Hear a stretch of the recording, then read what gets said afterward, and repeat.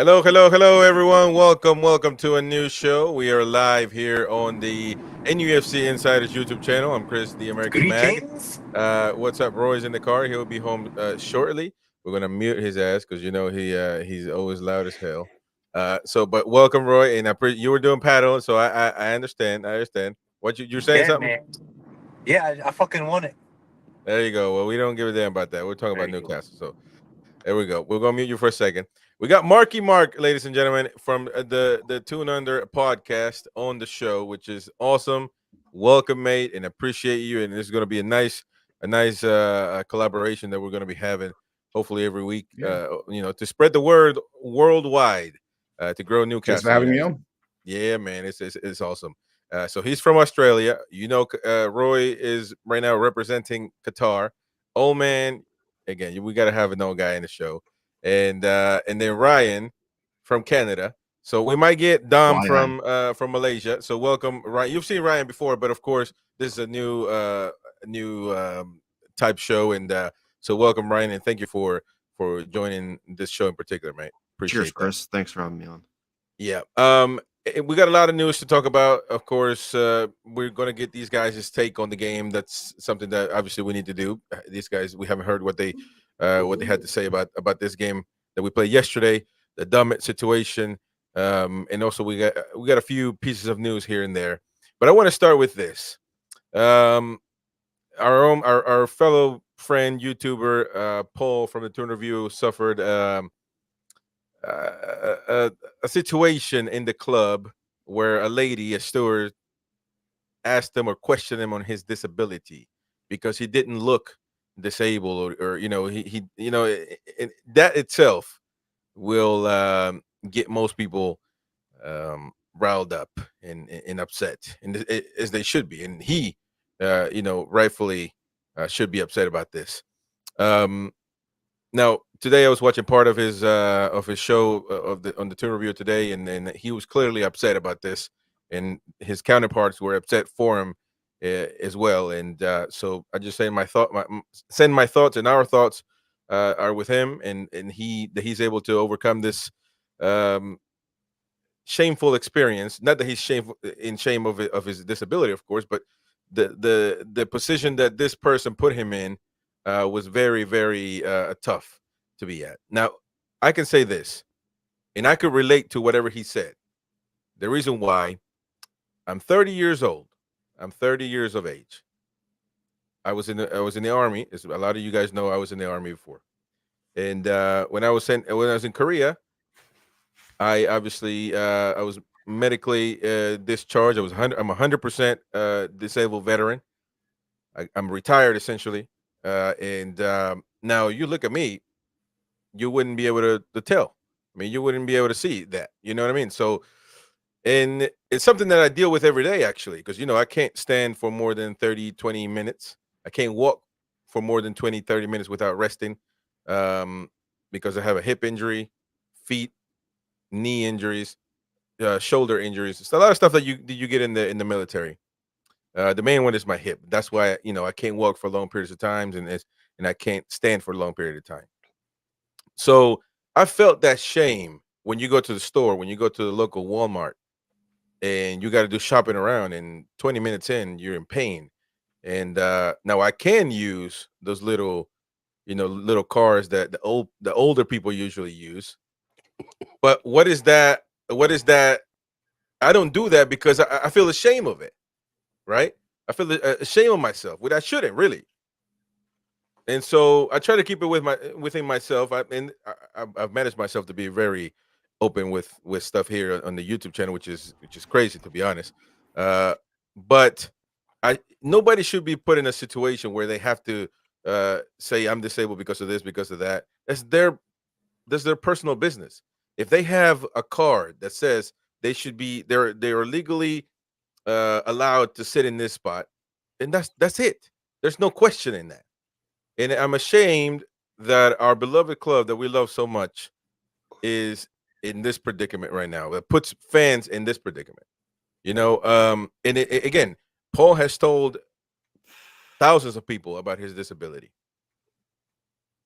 That one person Even if he's told 1,000, a million people, that one person doesn't have the right to question, you know, what's going on with him. As long as he's got his card, his documentation, he should be good to go. I can also relate with Parkinson's as my uh, father figure, stepdad is dealing with that. He deals with that every day, and I know I can tell you this: it's a painful disease that has no cure. And even though it might not be visible to other people, it's very painful. And so disability has no age, no color, none of that. So I'm ashamed that Newcastle United would have employees that just have zero common sense. I hope that they deal with it accordingly, and I hope that Paul continues to pursue a certain type of justice, and in somebody has to be held accountable, because if it happens to Paul, it can happen to anybody, right? And so I just hope that they're able to deal with this. They're able to fix the issue. They definitely need to send apologies to him and his family, and hopefully they get it sorted out. But Ryan was mentioning something before the show, that what if an international fan, you spend all that money, all that time, going to the game, finding lodging, which could essentially happen to me, essentially, because and it doesn't matter where you're from. Again, doesn't matter where you're from. You spend all that money to go to a game for somebody to tell you that and make you feel really uncomfortable and put you in an awkward situation. Very, uh, just shameful that they did that to him. So hopefully they get that sorted out, and in this whole, obviously they fix these. I don't know how you can they probably sack this person, or educate these people that this is just basic common sense. So hopefully they get that sorted out. Anyways, welcome folks. I appreciate you coming on. Of course, the mighty win, Roy Caviani. We got Dom from Malaysia. We got again Marky Mark from the Two Another podcast, and of course Ryan Realm in the show as well. Uh, again, let me get first. Let me see. We got Roy and Mighty Win's opinion on the game last night. So let me start with Dom. Dom, welcome by the way. How are you? How you doing over there in Malaysia, man? It's the next day. You guys are living in the future. You Yeah. and Hi. Sorry. I literally just woke up not too long ago, right? yeah, Because it's like 6 a.m. here. that's right, man. That's right. But I've already had coffee. how did you feel about the game, and how did you live the game last night, or was it 2 nights ago for you? Yeah. How did you um, feel about it, Dom? okay, it's kind of mixed because obviously everyone's disappointed. I think we should have taken 3 points. But I think the opinion, I think many of the people around here, like Malaysia especially, the opinion is kind of divided between, I think some people are blaming Dummett for the foul, all right? But a whole bunch of people are also blaming the rest of the players for not making the best of their chances, because I think we could have been 2 or 3 nil up. And then I'm not sure if I'm allowed to say certain things on the podcast, but Go on, man. Everton is basically shit, right? They were absolute shit. So That's just stating facts. I'm okay. I mean, Yep. I don't know how much flack I'm going to get, right? But I've never, I've always had this thing. I'm always taking the piss out of Everton, right? So okay, I'm going to reserve my comments if any of the locals hear me, right? But anyways, I thought Everton were absolute shit, and I thought we could have done so much better, but we didn't take our chances. So I think blaming Dummett is just an easy way out. Obviously, he was doing some wrestling move in the middle of the park, but I think he kind of just made one major mistake. Besides that, he was all right. He was all right. You know, I think Big Denver standing up for Dummett as well was proper. So yeah, I think it was disappointing, but I've got this view of from now until the end of the season. I think as long as we don't lose any games, then I think we can hold our head up high. So that's yeah, that's for me. Yeah. And by the way, Beer Wagon puts the our poll emoji. I wasn't talking about our poll. I'm talking about Paul from the Toon review. He had to deal with that. But I was just clarifying in case people were confused. All right. So, well, that's a good point. I mean, my counterpoint against that is that Paul Dummett really didn't have much. He wasn't even doing anything in the match. Um, he didn't do anything other than foul. And when you said wrestler move, well, he shouldn't do that. and that's a pretty. I think most defenders will just keep your hands to yourself. Definitely don't drag anybody down, and I would say now with VAR, all these players should know everybody's watching you. And at some point in time, and I know, listen, they could have just gone on and because Ashley Cole was very smart at going running to the referee as soon as this happened. And he kept going and kept going, and of course got the referee to look at it. And I'm sure VAR were, and maybe they would have already had it in their minds to look at the play. But regardless, he did this veteran move, and our Paul Dummett wasn't so much of a veteran last night and fell for it. And I don't even know if he fell for it. Really, he just reached back and grabbed him and body slammed him. But Mark, I think he just fell. yeah. Just fell. All right. Well, Mark, what are your thoughts on the game, man? And what do you think? Yeah, so again, it was like 4:30 kickoff in the morning. I didn't watch it live. I watched it like I woke up a bit late, so I was a bit on replay, catching up with it. Disappointing with the result. I kind of agree. It's like it's difficult because like obviously the focus is on Dummett giving that penalty away so late in the game. You're bringing on this senior figure that is meant to be seeing out the game. He's meant to be this kind of like wise head and there to kind of like just, do the right thing. And then he brings someone down in something that would probably get you like sacked from the WWF or something. Right. I mean, he basically drags him to the ground in a headlock. And you're like, well, you're thinking like, look, if you get done for pace, you get done because you're out of position or, you feed her in a tangle or you misplace a pass or something like that. You go, well, okay, you haven't played a lot of footy, but that I just don't understand what's going through his head. So I fully get why he's the target at the moment. I do fully agree though, like we had our chances. We played so well the first half. We should have put that to bed a long time before that penalty was even remotely given. My thing is, again, and it comes back to these excuses that we kind of we keep drumming up because they're not excuses, they're just a reality. Our injury situation is horrible. If you look at that bench, we had nobody. We had a bunch of kids on the bench, and it's like it's all right. People saying like, let's throw Alex Murphy on instead or someone like that, and you're thinking, yeah, he's not got a lot of football. It's like, is that? I mean, I totally get why Dummett's that choice. But we ran out of legs, and Everton had that bench. They brought people on. They had fresh legs. They went at us. They got a bit control of the game late on. If we had, 2 or 3 more senior players that we could bring on up front to kind of give us a little bit more impetus and attack, chances are we go on and win that game comfortably. Right. So again, it's the injuries coming back to haunt us. Lewis Hall, and I've seen a few people complain that Hall's, well, he could have had more game time, and then he wouldn't have needed to be subbed because he was too tired. But if he wasn't ready to play, then you can't play him. So I totally get the frustration, and it is like it does feel like kind of like 2 points dropped rather than 1 point gained. It's that old adage, but bitterly disappointed not to kind of beat Pickford as always. You always want to do one over him, but look, I mean, the guys played well. The players gave their all in the first half, and as they started to tire, you could see Everton kind of get a stranglehold on the game. So one of those sign it off and into the disappointment bin and move on to the next game. Yep. Very good points right there. Ryan, how did you see the game all the way from Canada? Did we win in Canada, or because in the US we Paul Dummett screwed it up, man? Well, not really too familiar with how the opinions are in Canada. I kind of just go based off online, international. Hey, wait, time out. I'm sorry to cut you off, man. What is this here? The Mighty Wins official fan club. Hey, Mighty Win, what is this? Did you see this nonsense, man?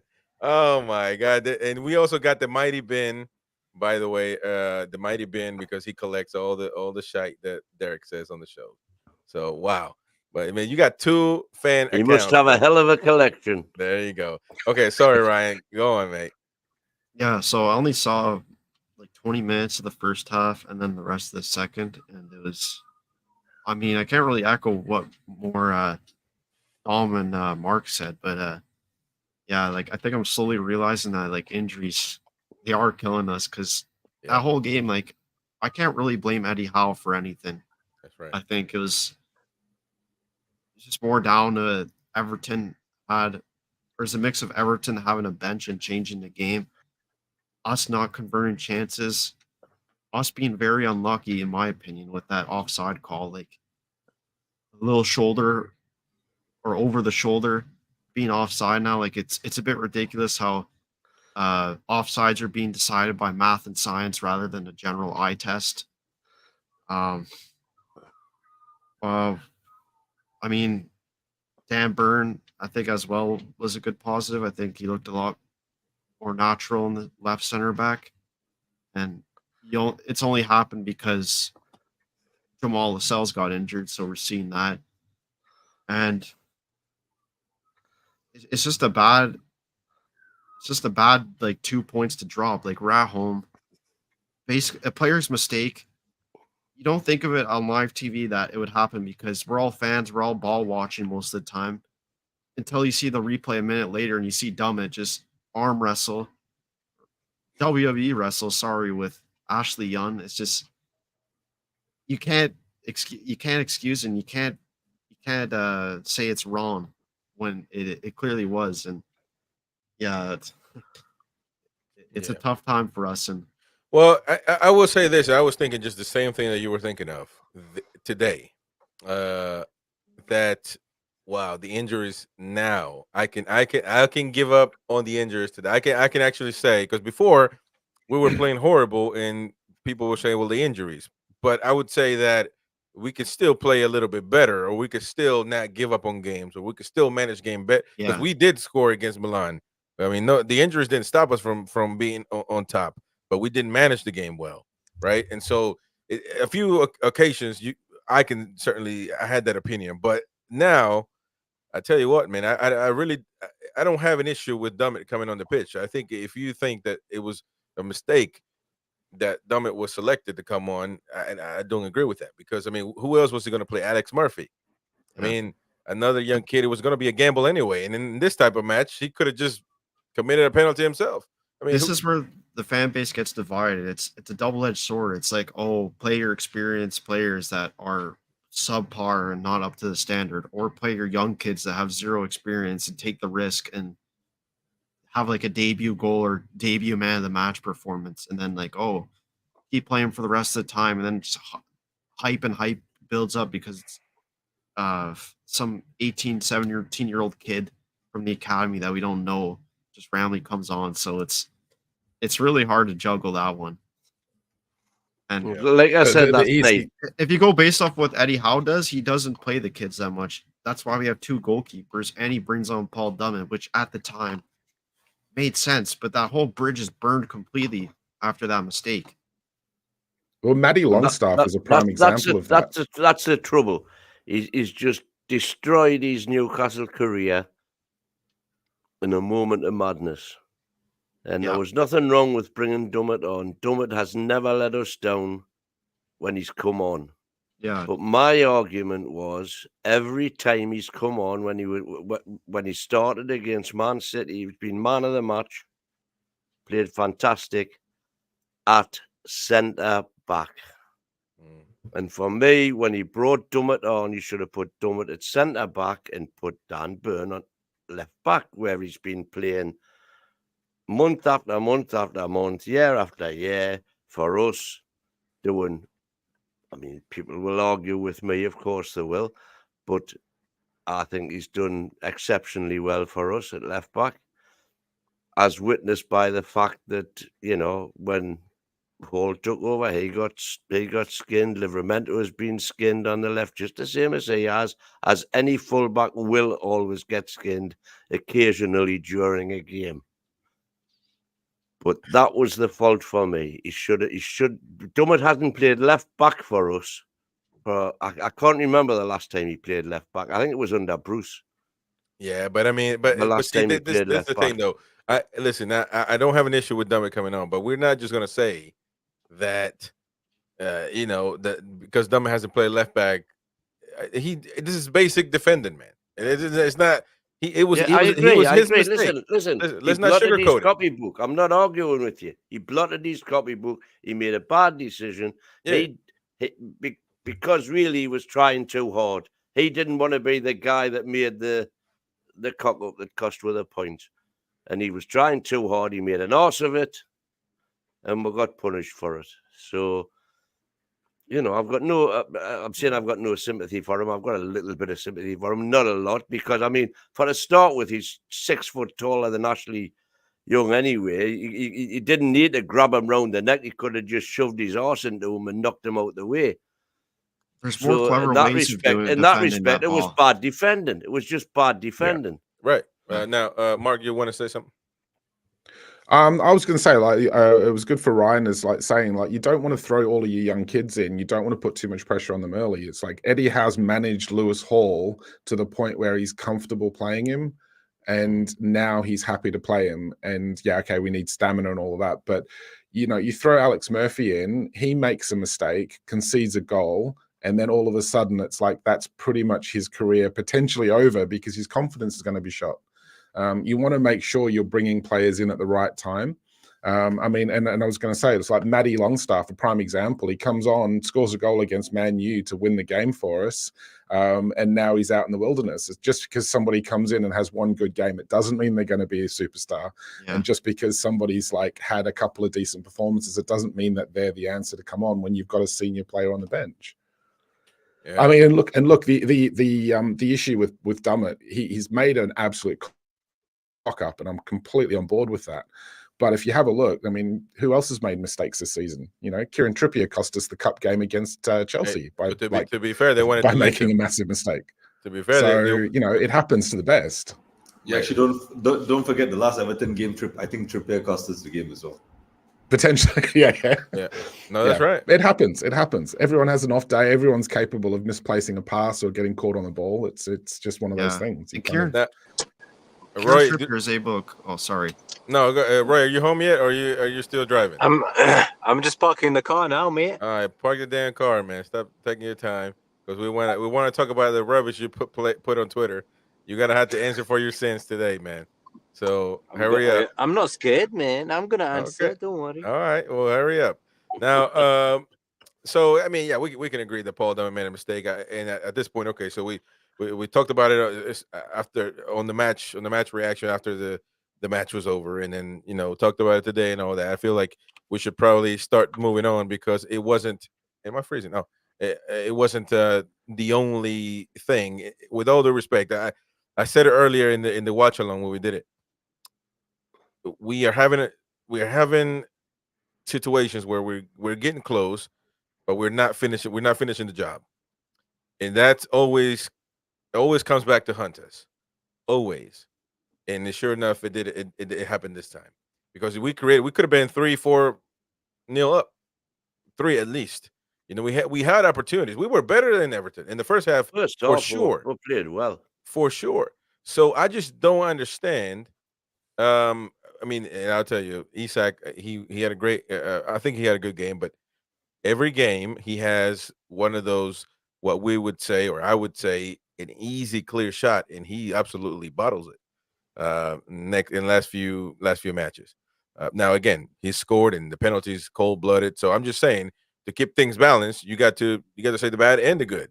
Now, is he going to score every single time? No, of course not.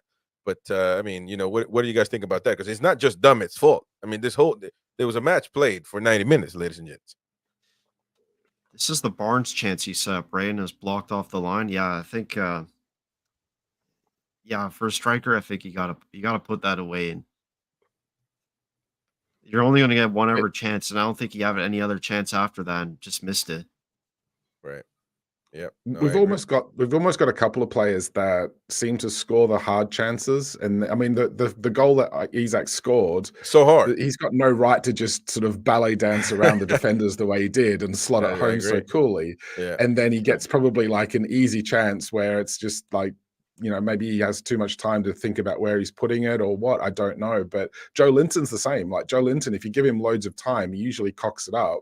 And then like if the ball's just straight at him, reflex shot, and it's in the bottom of the net. So it's frustrating from a fan point of view when those things happen. It's no player is going to score every goal.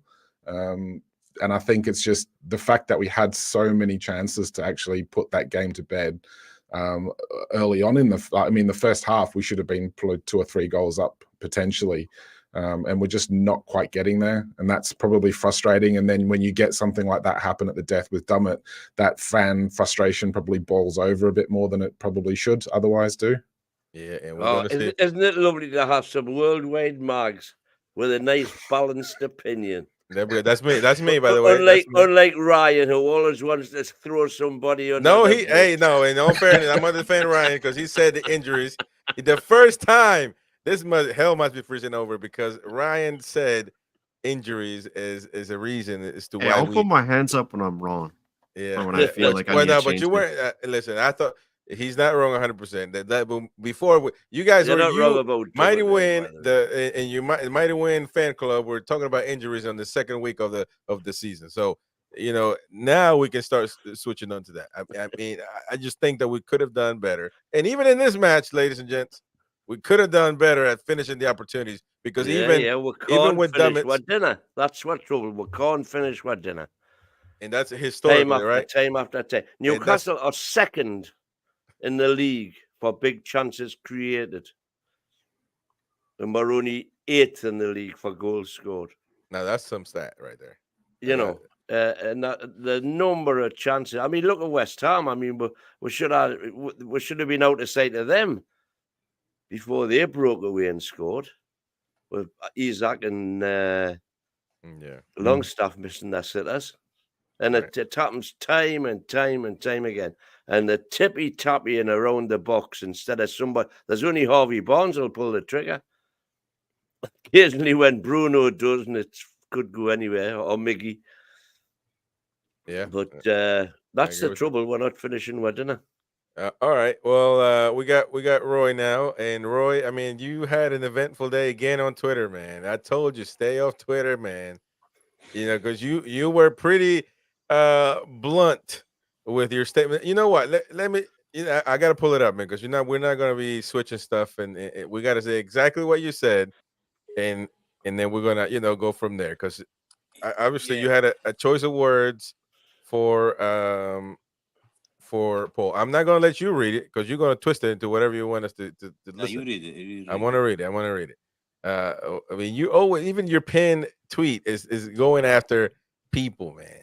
Let me go. Okay, so and then let me read it. So Roy says on his tweet last night at 5 p.m. my time, which would be 11 p.m. around 11:30 UK. And that's about 2 in the morning in Qatar, which you should be sleeping anyway. But that was like what? That was like an hour after we came off the show. Right. Okay. Yeah, go on, Ryan. No worries, mate. Okay, so all right. So you said what Dummett did today was unforgivable. He has let 52,000 fans in St. James's Park down and has ruined the season single-handedly. Your contract was renewed for your experience in your so-called dressing room improvement. Contract should not be renewed in the summer. Fact. That's which is not necessarily the crazy. Well, I mean, you said single-handedly ruined the season, which I'm on through the computer now. Okay, jump out of the phone, man. Jump out of the phone. All right, so there you go. There we go. So everybody, please, obviously, you just heard what I said. So if you agree with Roy, let us know in the chat. We got a lot of people watching now. But what do you have to say about? Do you want to take back a few words because you got slaughtered all across Twitter today? Well, I did post. Well, I retweeted it with a comment again, and I said I was a bit harsh. Yes. What I meant to say, really, a bit. Our season kind of started 2 games ago. We had 10 games left when we started doing our little table. Are we going to finish the race to the top 7? So forget all the injuries, everything. Season starts now. Game 28. So we won the first game. We were winning yesterday, and he fucked it up. He put everybody down yesterday with what he's done. The only reason he's been kept there is his experience, the dressing room, all that bullshit we heard. Nice lad, keeps everyone together and stuff. Comes on, grabs the fucker by his neck, who's shorter than him, and ruined the game. That's what I'm pissed off for. I'm still pissed off. Is no one pissed off still? I'm still pissed off. Yeah, all right, man. Imagine we go 8th or 9th in league, or 8th and you miss out on Europa League or Conference League by 2 points. That's what's fucked us up. Apart from the I'm pretty sure. first half. When until 3 games ago, you were thinking we're going to go to Champions League. I've still we got lost half to a Chelsea. chance. No, there's no chance. And now I think there's not even a chance because if Chelsea win both their games in hand, I'm just going with numbers now. We can go 13th if we lose 2 games now. 13th. Yeah, well, you want to take the pessimistic approach. I always take the optimistic approach. Yeah, If we win all our games, we can be Champions League. I was optimistic for 83 minutes yesterday. 83 minutes. And then that twat wrestles the fucker. Fucking Hulk Hogan shit in the fucking box, man. There's the rock bottom, man. But some of the Language, said, Timothy. Wait, do you want to see? Wait a minute. Some of the comments were like, "Oh, we see that happens all the time." No, it doesn't happen. It used to happen before VAR was there, because I know Rio Ferdinand and Vidic used to do it all the time. Oh, when you no way, tell me. I mean, just because they didn't see it, but if a good referee with common sense sees it, that's a foul anytime. So you know, so if it's a foul with VAR, with not VAR, there's no such thing. It's like saying this was a small penalty. There's no such thing as a small, big. It's all penalties, man. You know, so this was Off pregnant. Yeah, there's no way it's half pregnant. Yeah, there's another thing like with the Trippier thing and the players missing chances. Okay, you missed a chance, it happens. You can do a mistake like Trippier, back pass it wrong or mishandle the ball, lose control of the ball, fine. But he went and grabbed that bastard by the neck. So Dummett cost us 2 points. Trippier cost us 3 points at Everton. Yeah, but we were in charge of that game until he dropped his bollock. And Chelsea there's the difference with Trippier was he miscontrolled the ball. That happens twice in the same game, and then the next game against. But that's a fair point. Chelsea. That's a fair point. Cup semi-final. No, it's the footballer's error. The Trippier's one was even against Chelsea. It's an error. Get over it. No. Dummett was an error. Dummett was a bellend. Dummett went and grabbed it. You know what it is? Kieran Trippier is more forgivable because what he's done in a career. What's Paul Dummett done in the role of football? He's got relegated. He scored against Man U about 8 years ago. Mark is fuming right now. Nah, Paul Dummett's been a good servant for the club. He's never been a superstar, but he's been a lot better than people give him credit for. He's been one of those that have always been. It's like Longstaff is now. The fans always need somebody to have a go at, and Shola's gone. You know. Hang on, you're going a bit far there now. I love Shola. Shola. But I used to love Shola. I mean, I can't say a bad word about Shola. Well, I'll tell you this though. What's Dom got to say? He's sitting quietly and quietly. Yeah, Dom, man. You know about this channel, man. We put a foot on the table. You've got to shout out, son. Hey, no.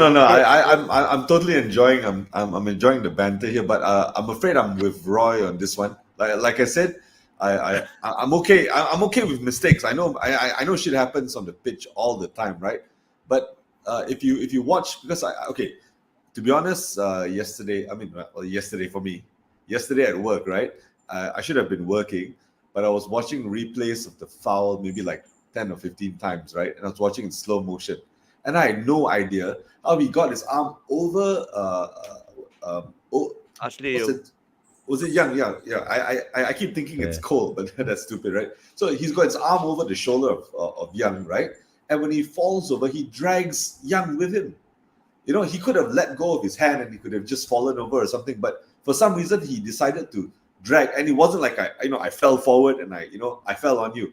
He fell to the side and his arm was like this. So he fell to the side. You had him in a headlock. Yeah. It was the Undertaker, man. It was the Undertaker. WWF job, that was like. Drop the elbow. So I have no idea why he did that, right? But I mean, I get it. I mean, my opinion, I think that was his one major or one only mistake the whole game. He was okay the rest of the game. But that he wasn't okay the rest of the game either, to be fair. He did nothing. He did absolutely nothing. He got the ball about 5 times. After he came on, he got the ball about 5 times on the left wing. This was after the penalty. Okay. And he was like a rabbit in the headlights. He didn't know what to do with it. And it was just back and square was poor. He didn't go forward at all. Back in the day, Dummett, when he played left back regularly, he would have carried that ball. You know, four times he had 30 yards of empty space in front of him. Okay, wait. Okay, and he didn't run into it. I'm going to digress for 2 seconds since you mentioned about Dummett on the left, right? Okay, everyone's talking about Dummett, but did you realize how impotent Kraft was on the right? It's like, I mean, when Trippier made a ton of mistakes, you know, everyone was complaining about Trippier, asking for Trippier to be booted out and all that. But if you watch Kraft on the right, you know why we missed Trippier. I think an injured Trippier would have been more effective than Kraft on the right. So, I mean, I get the Dummett argument. I'm okay. I mean, I understand people make mistakes, but I'm with Roy. I don't understand why he made that mistake. But I've been looking at stats because I'm not ashamed to say I'm kind of a stats guy, right? And if you look at our stats, our expected goals is through the roof compared to fucking Everton, right? Yeah, I think it's 1.4 to 0.4. Okay? Yeah, we are second. We are second in the league. They are 19th. So I mean, I'm unhappy about losing 3 points, and I think it's fair. I mean, I'm not going to hold that against him for his whole life, but Dummett costed us. He lost us 2 points, right? But I mean, and if you go back and calculate, like I think a bunch of lads, Malaysia were complaining about how we essentially lost. Was it 10 points versus Luton and Everton? Games we should have won quite easily. I think it's 10 points Forest lost. And Bournemouth. We got 2 out of 12 points against Everton and Luton. Yeah, and I mean, no disrespect, okay, but they're kind of shit teams, right? And it's points that's going to cost us. Right now, I think we are 4 points behind Manchester United with 1 game in. Manchester's United's got 1 game in hand, and this wouldn't be an issue. The Europe spot, the 7th spot, wouldn't be an issue if we should have made a little bit better of our chances. You know, we don't ship 4 goals against Luton. That's ridiculous, right? And we're doing the same against a shit Everton team, right? So I don't think it should have happened. I don't blame. I blame Paul Dummett for the goal. I don't hold that against him for the rest of his life. I think he's a great servant to the club. But yeah, I'm with Roy on that. But I think we should look at other problems on the pitch. Kraft was terrible. I love Kraft. I love Kraft. I think he was a saving grace under Bruce. But against Everton, he was impotent. Yeah. I will say this. Roy's like spot on in terms of Dummett's let everyone down, and there's a big difference between having a bit of a wrestle in the box, as you always see defenders do at corners, and dragging someone to the ground in a headlock. That's just not acceptable. There's no part of football where that's not going to be a penalty. So that's just a complete brain fart moment on Dummett's part. I will say that, I mean, to be honest, I've actually seen a lot worse comments than yours on Twitter, and it was some of them have gone pretty over the top, and I think yours is quite mild in comparison. There's no need for the abuse of players. There's no need to at the players into the messages where you're abusing them and calling them names and everything under the sun. That's probably taking it a step too far. But it comes back to the injuries again. Under no circumstances should Paul Dummett or Matt Ritchie be playing this season with a 25-man squad. But this is what I'm saying though, Mark. We're talking about it all year. Because if you're in the football team, the Premier League team, you should be able to utilize everybody. So is it right that in your point of view, that we are dealing with players that we don't even want to play? Like, because we're scared 100%, I do get that, but we had a lot of shit in the squad from the Mike Ashley days, and we've not been able to clear it all out. So you can't revamp the entire squad in a couple of transfer windows. We just don't have the money to buy the quality. Like, the thing is, it's like if we go out and we replace Paul Dummett and we don't have the money to replace him with an actual upgrade of a player, effectively what we should be doing is replacing the first choice player with someone who was better, and then replacing Paul Dummett with whoever was starting. And that should be the progression. You cannot replace all of the deadwood in a couple of transfer windows, and we had a fair bit of deadwood. So I totally get that a couple of them had to be around. If they were good for the dressing room, good for team spirit, whatever, that got us a lot of traction last season, was riding that wave of momentum. I'm all for that. You kind of hoping that you've got enough players. You know, we had what, 2 legitimate left backs. We had Dan Burn, who literally played every game at left back. You know, nobody saw Matty Targett getting a long-term injury yet again. You know, if you had Targett, Dan Burn, then Paul Dummett's there just as kind of like a cheerleader. And I get that it's a pointless thing to have in a football club, and I understand the frustration, but you cannot change every single player in that team to the quality that everybody wants. It's like Miggy. It's like I've always said, yes, we need to upgrade Miggy at some point, but there's no point replacing him if you cannot guarantee that it's an actual proper upgrade, and that costs a lot of money. So it is. I totally get where people are coming from in terms of it's frustrating having Dummett there and you can't really rely on him. But, you know, with 25 players plus the youth players that we've got that don't take up a squad position, then, you know, you would hope that you had enough players that you don't have to call on them. It doesn't take away his brain fart. He's still to blame for that goal. It's a disgraceful thing that he did. I think he's copped enough flack.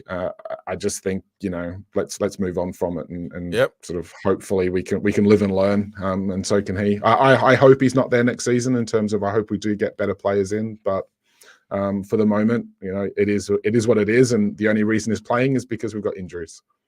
Yeah, that is true. We talked about it enough, and I mean, certainly now on the serious note, there's never room for it shouldn't be abusive to other people just because they think a certain way about football. Shouldn't take it outside of that. And Roy, you know, he gets with his controversial takes, he gets a lot of unwanted and unwarranted abuse, racial abuse, and all kinds of other types of abuse that is not welcome. So if you're that type of person, you're a damn idiot. And argue the point, because if you don't, if you are racist or throw racist remarks, all you do is make yourself look like a numpty that you are already. But at least don't make yourself look like one in public. So, you know, just argue the point, argue about football, talk about football. That's it. But you know, without being said, I mean, obviously, Dummett, he's going to be there, and he might not even play another game. Who knows? But or maybe so. Who knows with these injuries now? You know, we get a player out every week, and it's Hall. Anybody heard anything about Hall? Is he going to be? He's fine. It's only fatigue. Apparently, it's fatigue. Okay, so apparently it's fatigued. All right. We got a lot of people watching. Please smash the like button. I know that, you know, sometimes it's hold on, man. Let me sell the show, brother. See, that's why you get abused, man. Never mind. Go abuse him right now. I'm going to tell you what the worst one was after you finish. Okay. Yeah, we have a lot of people watching right now, so please smash the like button. I know that it's tough. Sometimes you're just watching, you don't think about it, but hit the likes so you can help us grow. Anyways, Roy, finish your point. Yeah, I've been called. I've got a long list of it. The C word, twat, bellend, wanker. You've called people twats too. So. Yeah, but the worst one, they're calling me Mackham. They're calling me. That's like the worst thing. That's below the belt. Yeah, that's definitely unwarranted. Call me a twat or the C word. Don't call me a Mackham. Yeah. Bellend. Or mind I'm not bothered, mate. Half of the time, honestly, I was reading it and then I had to go to work and I left it. And after an hour, there was like 50 messages. And I went on abuse. Oh my goodness, man. None of them, or 90%, none of them was explaining why I was wrong. Oh, you're a bellend, you don't know anything. You're a bellend, you deluded. You are everything that's wrong with our fan base. This, and that. But none of them said. One guy said, "No, it wasn't that bad. It happens all the time." Yeah. So. Yeah. And then some other people like, "Oh, what about Isak? He missed." I'm not comparing somebody who had a shot and he missed it or fluffed it with somebody who grabbed the guy by his neck in the last 6-7 minutes of the game. But in fairness, it's the same thing. A striker's job's to score, a defender's job's to defend. That's so right. if you defend badly, it's the same as attacking badly. Yeah, but for me, if actually... No, but that was beyond football. No, that wasn't football, though. If I go and just whack somebody in the chin, that's not football, man. So stop playing, old man. It's not. Every week we're getting some donkey. You can guess who my donkey is. I mean, if you want to make a Well, I guess comparison about tackles, right? Don't forget that 1-0 against Arsenal at home. Yeah. That disputed tackle. Yeah, that was a disputed tackle. There was, it was, I think they were inconclusive about whether it was a proper challenge for the ball and all that. So the referee left it. It wasn't a foul. But Right. yeah, but Dummett hugging Young like he's his long lost lover, right? It's a bit of a stretch. I mean, I yesterday, think, I you think, know, we can, I not think we watching can it. all agree it wasn't Dummett's finest hour. Well, that certainly was. It Let's wasn't, leave no. it. Now, At, let's leave it at that. Let's move on. Let's move on because Yeah. a lot of people are talking about this particular piece of news of Alexander Isak and potentially leaving Newcastle United, and other clubs are attentive to what he's doing. He's got 19 goals, I believe, this season, if I'm not mistaken, and Yeah. that he's definitely fighting for the Golden Boot. I mean, well, now this might be for all tournaments, if I'm not mistaken, but I mean, I think it's regardless, 18 goals for all tournaments. right? 18. Right. Have you got DXK's stats there that he sent this afternoon? No, man. I'm On at the work phone, I during think. the day. I Oh, didn't Wait, get, let man. me have a look. Can't get But- this stuff. well, the thing is, he's certainly killing it right now, and he wasn't available all season, so he's been, having that issue. But at the end of the day, when he's on the pitch, those penalties, man, as smooth as the other side of the what is it? As cool as the other side of the pillow. There we go. We can't. No. Who did I hear say that it's smooth as the back of the spoon? There we go. That's the one. That's the one. But no, I mean, he's a terrific striker, man. So somebody said on the Chronicle that they wouldn't even consider letting Isak go if it wasn't for 100 million plus. I wouldn't let him go for 100 million. No way. I've got it here. I No found it. way. Oh, time out. You would if For somebody 100 pays million? Not a chance. no 150 They're million. asking 160 for Osimhen. It's funny that a lot of rival fans are assuming, oh, he'd be great if he joined us, assuming like he'd leave. My concern is though, It's is only that the cartel clubs that are doing that, though. Let's be fair, and it's the That's what I mean. it's the Yeah, yeah. entitlement coming through. They think yeah, that that exactly.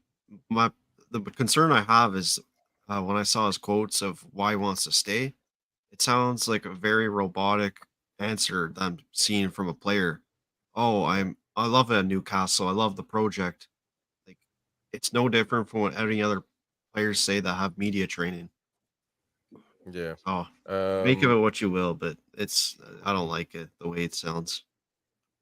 No, the media is definitely toxic.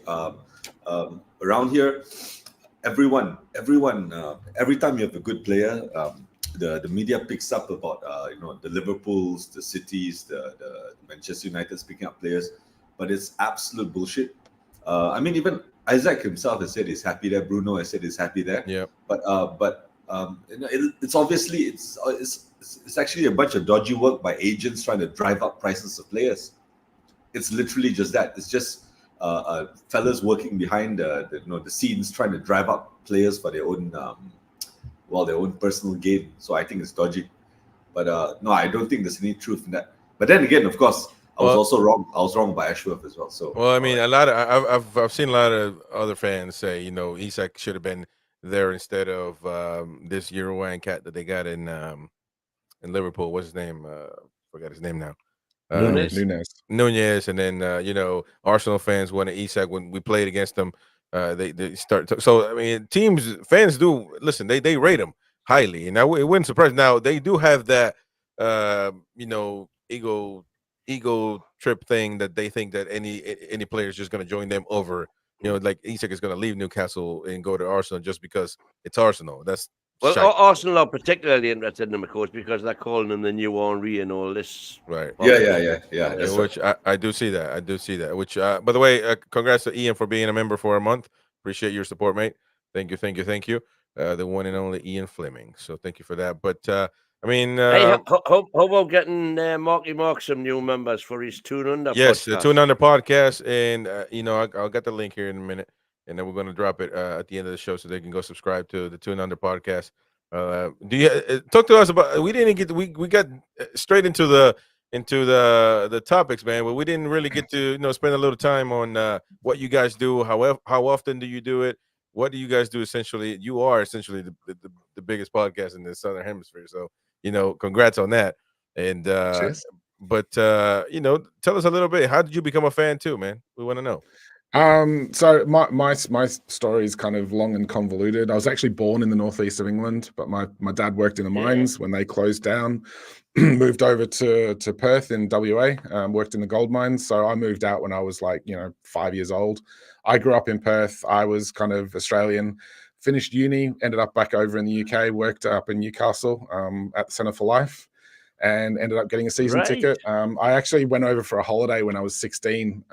Never really paid much attention to football up until then. Decided it was just as the Premier League was kicking off. Everyone was getting excited about that. And then I thought, you know what? Everyone's got their Liverpool shirts and their Man United shirts and all the rest of it. I'm going to have to get myself a top, come back over with a Premier League top, and ended up going off to Newcastle one day while I was there. Picked up a Newcastle top from Granger Market, and got a load of abuse from all my family because a lot of them are Mackems, which I did not understand at the time. I was like, no, I have no idea what sort of football stuff's out there. So, but yeah, look, never looked back. I've supported them ever since. When I moved to Newcastle straight after uni, got a season ticket, had a season ticket for like 8 years. Saw all the Champions League nights under Sir Bobby Robson. The Juventus night still sticks with me. I was there at St James's Park when Shearer broke Jackie Milburn's record. So some good days. Then moved back over to Australia, and we had obviously we're in the arse end of nowhere over here, so the time zone differences are all a little bit skew if. And we ended up catching up with a few people on Twitter and just chatting about the games after the matches had finished, because we were all in the same time zone, and ended up getting a WhatsApp group chat going between a few of us, a couple of expats, couple of like born and bred Aussies who have absolutely no reason or rhyme to support Newcastle United, but have done for decades now. And we decided let's throw it all together into a podcast and start stuff off. So it's been great. It started out as very much just an excuse for us to chat shit about football with other fans that we were kind of missing out on. But it's gone from there, and we've enjoyed doing it. It's we kind of do it. Usually we do like a match review, a match preview. We get some guests on here and there. We've had like sort of Razor on from BBC Radio Newcastle. We've had a couple of the Aussie guys. So Adam Peacock is a Newcastle fan. His dad was from Newcastle, he basically runs all of the Australian football chat. He's like one of the media people over here. So yeah, it's been really good. We actually did a special with the old keeper from one of the Australian teams. He used to play for Australia, and he actually spent some time. He played for Middlesbrough, and then he actually ended up over in Saudi Arabia. So this was right at the beginning of the takeover. So we actually interviewed him, and he gave us a really good insight about what it's like to play and live over in Saudi, and it was a bit eye opening. That was quite good. So yeah, look, we have a ball. Yeah, We've done quite well for ourselves, and we're just kind of keeping things going. We're looking to sort of maybe get a few more guests on here and there, and branch out a little bit more over the next kind of 6 months or so. We'll have some exciting guests on during the off season, hopefully. And obviously, the big news is Newcastle's coming to play Spurs down in Melbourne. So there's a huge influx of Australian-based fans that are all heading to Melbourne for that game. I've got my ticket. I'm heading down. There's a few others. We're hoping to see if we can kind of do the whole match vlog thing outside the ground beforehand, catch up with some fans, give some footage out. We're a bit new to that because obviously we don't get to go to the matches very often and do that sort of thing. So yeah, how long does it take you to get from Brisbane to Melbourne? It's about Adelaide, 2 hour flight. Adelaide, sorry. To Adelaide, it's about 2.5, 3 hour flight. All right, I thought it was longer than that. Bad. I actually got a Peruvian friend that lives in Australia. I don't know where he's at, but he's been living there forever. Actually, a childhood friend. We grew up in Peru, so yeah, his English is definitely different than mine. And but one thing I cannot tell is like Mark's English for like English people's English. Like to me, they all sound the same. Is that right? I mean, that's. I'm just saying. Now, Jordy's, they got the accent. That's different because you guys twist everything up. But So you're saying Mark sounds like we sound? not well when you talk proper, yes. But when you do that, Devin did that crap, then no. But I mean, Different. essentially, yeah. That proves categorically that a good friend of mine who lives in America has done for 20 years, and everywhere he goes, they think he's got a Geordie accent, same as me. But everywhere he goes in America, they think he's like little Lord Fauntleroy, because they think he's speaking ever so English and all of this, Yeah. and he's speaking Geordie. To me, all you guys sound is like the Bridgerton show. That's all I hear when you guys talk. Just this proper English from the 1800s. But thank you to Ian Flynn, by the way, throwing £5 in the pot, man. I appreciate you, brother, and your continued support is never goes unnoticed. And welcome Ryan Simpson to the membership. I appreciate you, man. Welcome, welcome, welcome. That's big news that you're part of the membership, so everybody can become a member and also get prizes every month, and as well as exclusive content. You guys got a video from Roy yesterday, giving his take on the game. So we try to do a lot of stuff for our members. So welcome, Ryan, and thank you, Ian. But I mean, I was going to touch on that game. I mean, when's the last time that they went to Australia, Newcastle? I mean, probably been a while. I can't remember. I don't even remember. I mean, I think Villa came out pre-season last season. I don't think they've ever been to Australia. Not in the time I've been supporting them. Certainly, they went to Far East, but didn't go to Australia. Yeah. I don't think. Yeah. Wow, that's great news, man. I'm happy for you guys, and of course, when they come to America as well, which happens more often than nowadays than Australia. It's a bigger market, so I totally get that. But I'm just excited that we get to go and watch them live, even though it'll probably be the kids. I'm fully aware that we're not going to see many of the superstars, but look, it's Newcastle. We get to see them live. We get to and we get to show out as fans. I think more than anything, it's always nice. When we get meetups every now and again in all the capitals around Australia. We do a national meetup once a year. With Aussie Mags, and we're trying to kind of organize some stuff with the club. Aussie Mags are trying to organize stuff.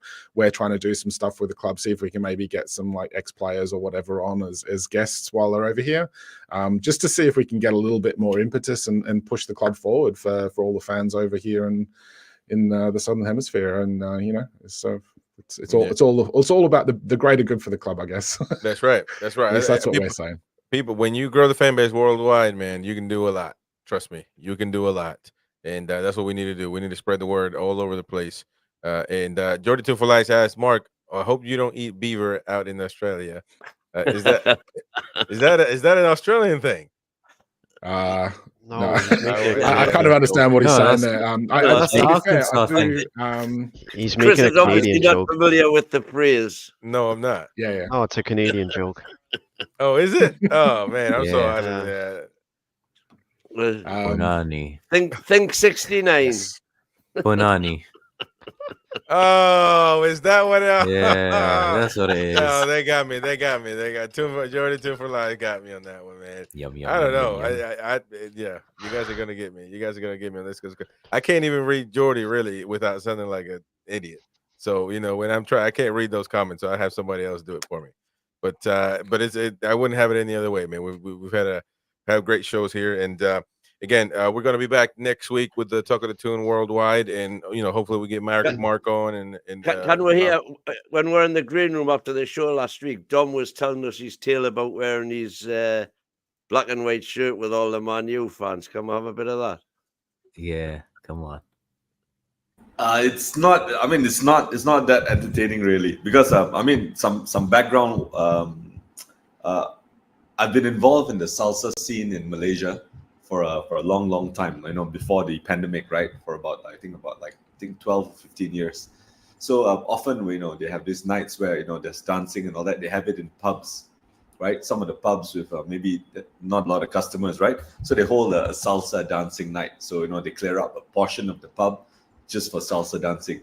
So during that period, we're always in pubs or clubs, where there's salsa dancing going on. So it so happened there was a MU Newcastle match at the time. So I went to the salsa night. I wore my home Toon top, there were a bunch of obviously there are a bunch of there are tons of Manchester United fans here due to their success in the 90s. So large portion fan base is actually from there, and their kids and all that, right? So obviously there may be like 5 or 6 fellas wearing red Manchester United tops, right? And I think we scored. I think we lost the game 2-1 or 3-1. I can't recall. But when we scored that goal, I was the only person screaming. I was the loudest person there, and then everyone was looking like I was crazy, right? And then when the moment they looked at me, then I got a bit motivated to be a bit louder, right? So the rest of the game, I was screaming. When we screwed up, I screamed at our players from the TV, probably from 15 feet away. When we did something good, I was screaming. When the United players did something stupid, I was screaming at them and all that. And I could see that the Manchester United fans, they're having their beers, right? And they're all big guys. They're bigger. I'm a small guy, right? It's much bigger than me, right? But then they thought I was crazy, so they started edging away slowly. Yeah, so it's not much of a story, but the thing is, I think because Newcastle in Asia is not, not that, not the biggest, obviously. It's so a lot of it's Newcastle not an fans. easy thing to be. But Yeah, so generally Newcastle fans in Asia, a lot of Newcastle fans tend to keep to themselves, because they try not to draw too much attention. I'm generalizing, not everyone, obviously. That's me. But because of this general idea that Newcastle fans, we're not a big club, so we keep quiet. We're not as big as Manchester United, so we keep quiet. But because of this concept, I feel the need to be to shake things up. I feel the need to be even louder. Yeah, so I'm a bit rowdy in that sense. So I'm a calm, composed guy generally. But when it comes to anything Newcastle, I tend to go a bit overboard. I tend to be a bit of a nutter, right? So so I remember there's a bunch of disclaimers I give people every time they invite me on shows and all that. I'm like, hold on, I don't know anything else about any other club. I'm only on Newcastle, and if you say something that triggers me, I'm not going to hold back. So that's Good for you. that's so good, man, that's good. so I'm not knowledgeable. You guys. You're very you are- knowledgeable, man. Don't say that because you actually talk. You're pretty good, man. No, don't say you're not knowledgeable. You're good. you It has guys to are be. great. You guys are like professionals in this, right? But for me, I'm just an emotional supporter for 30 years, right? Yeah. So I That's what tend to football's just about. I tend to just shoot off my mouth, and trust me, I get a bit crass, right? I get not a bit. I get really crass when the mood hits me. But anyways,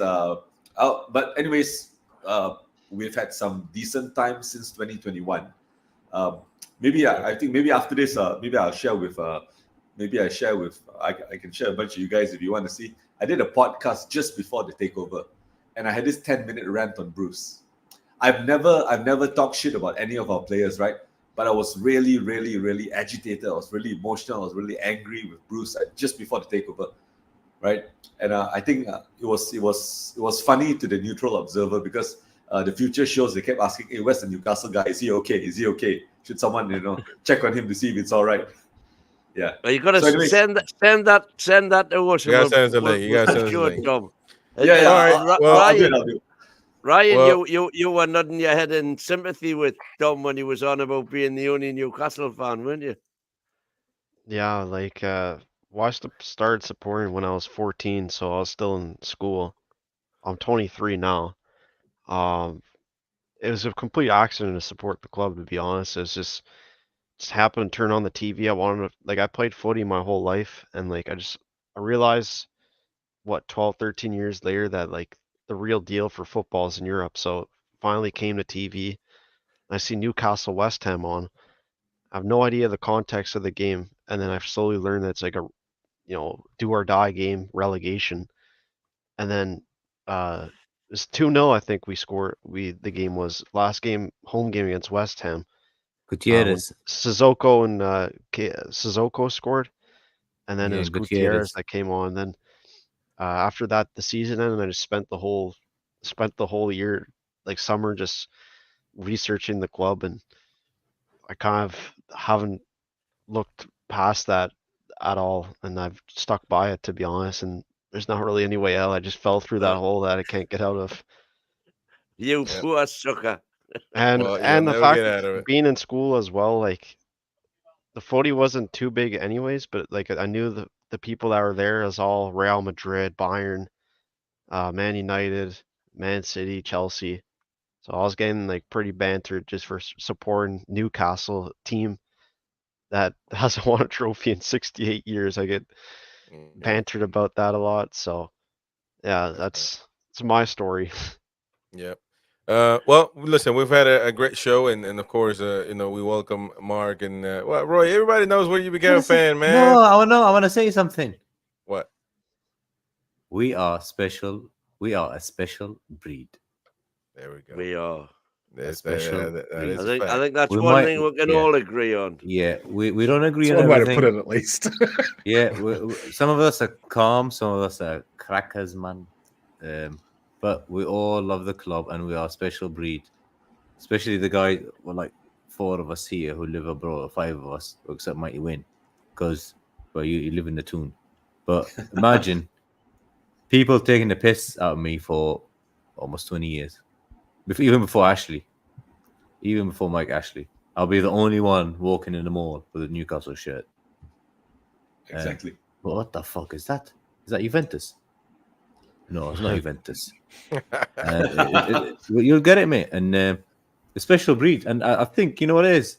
We didn't pick Newcastle. Newcastle picked us. That's Amen. what's happened. That's it. Amen. Yeah, That's that's right. what's There we go. happened. And on that That's I note- mean, what I picked got- us. For me, when you're in Canada, you wear the Newcastle shirt. It looks like you're a hockey referee.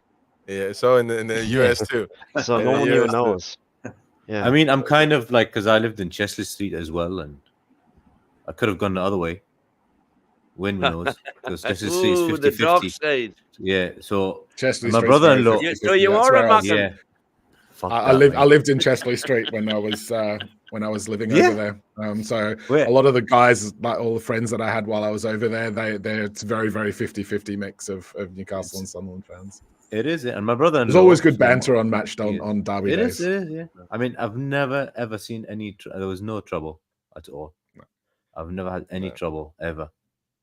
Even when I've been to Stadium of Shite a few times, nothing. And I've actually been to Sunderland games as well, not against Newcastle, but just with him when going to watch the game with him, brother-in-law. Always support the other team though. Yeah. That's just banter, mate. But yeah, Newcastle picked us. No, I mean, Right. just to quickly follow up on what Roy mentioned, right? I think just like we can't forget that there's a lot of, obviously, because in the UK, right, you support the city that you came from. That's the usual case. But you can't forget a lot of the foreign fan base, right? Most of the foreign fan base since the 90s, okay, supported clubs because of the successes. So Manchester United is the best example. I've said it last week. We get like a 5-year-old little girl who says that I love Manchester United, but she knows nothing about football, right? It's all branding. It's all something which has been going on for decades, right? So if you find a Toon fan, you find a Newcastle fan who is not from Newcastle, all right, he's probably supporting since the 90s, like myself. I've been supporting since Espria, right? I just like when I started watching in '92, I had no idea what I was watching. Maybe probably a few years later when Shearer came in, it started to make sense. But I've been watching since '92, right? So Newcastle fans abroad are particular. I mean, sorry, I apologize, but Newcastle fans abroad are particularly special because we technically don't have any ties to Newcastle. So the question everyone asks is, why do we support Newcastle? I can't really answer. I think the last time someone asked me in the podcast, I replied, I don't know. You know, it's like being married for a long time. It's like You don't know when you're married. It's like you fell in love like decades ago, you know, and you're happy to still be there, but you don't exactly know the details. But you know, I'm kind of happy being here. So yeah, that's the best there we reply go. I can give, right? There we go. Listen. Wait, one more thing. What, Roy? I'm going to tell you about one of my best seasons. No one's going to even get my favorite season was the 2009, 2010, when we're in the championship with Joey Barton and Nolan and Carroll just coming up. And that's one of my favorite seasons because I thought, fucking all these people outside the UK, they don't watch the championship. They know nothing about these teams like Barnsley and Watford at the time. And that was one of my favorite seasons. And that was my first time because we were never down. So That was the first time we went down, and that was what the best season. And First the time season, for you, Roy. first, yeah, I know you've seen few, but that was, and like through after 3-4 games, we started with West Brom and 1-0 down, and then we got a goal back, and then the season started, and Chris Hutton, and I never looked back, and I thought even the season after, when we beat Villa 6-1 and 4-4 with Arsenal and stuff, and that team was almost the same team that just come up, and we saw Andy Carroll 3 days later 4-4 with Arsenal. I had the mighty Leon Best up front. Get in, son. And check What a to great you, of season. course. God Yeah. bless his soul. Yeah. And then the season after, on no money, with Alan Pardew, finished 5th. I mean, if well, how am I going to explain this? My dick grew 10 times bigger that season. Honestly, because So it's 4 all the inches now. teams. Well, it's midnight in the UK, so it's fine. It's about 2 inches now. Well, that season for me was we spent no money. It's quite similar to the Leicester one. No, we had no money. I mean, okay, last season we did spend almost 300 million. We went 4th, Right. but that season on nothing, on scraps. And was it Alan Carr? No, was it? No, it's not Alan Carr. Graham Carr. Graham Carr was the chief scout at the time, Yeah, and he yeah. picked them Baba, TOA, Kabai. No, TOA was there already. Kabai, Ben Arfa got fit after his broken leg, and it's a bit like Joe Kinnear's what's his name? What's it? MK Don, not Spies? MK Dons. The Dirty Bun Cra- Show. What's it called? Crazy, the crazy gang. Oh, the crazy The gang. Crazy Gang. The Crazy Gang. Honestly, it was Wimbledon. the same. Wimbledon. That's it. And Vinnie Jones, like we had, they got Vinnie Jones. We had Joey Barton. It was just similar, and the it's one of- players it's are one of our fighting best for each teams. other. I love that team. It doesn't matter we won the league or we didn't finish in Europe. Doesn't matter, man. What a team It's that was. One of the best we teams. finished- Yeah. Yeah. And then the last game, we're 3-0 up against West Brom, and we fucked it up and we finished 3-3, and the Maccans went above us. I will never forget that day. Fucking Yeah. pissed as fuck it was. Yeah. All right. Great Well- day, mate. Well, we got to call it off, folks. We got to call it off. We had a great show and appreciate, of course, Ryan and Dom and Mark coming on. Hopefully, we'll see them next week. But with work and time, things might change. But always welcome to come on every Wednesday at 11 p.m. UK for the Talk of the Toon Worldwide. I'm leaving Mark's podcast, Toon Under podcast. The link is in the chat right now. So go subscribe to his Cheers, show. Great channel, great content. And go give him a subscribe. Watch his shows because they put out good content and they're Newcastle fans. So come on, go out there and let's get. You got over 5,000 subs, so we got to get you more, man. We got to get you close to 10,000. Whatever you guys can do to help out, go on and subscribe. So That'd be cool. Yep. For Aussie, now, Aussie. Aussie. There we Oi, go. oi, Yeah. oi. Oh, there you go. Oi, oi, oi. There you go. We'll see you guys next time. Away the lads. Away the Hit lads. those Cheers, likes, guys. folks. Good night. Thank-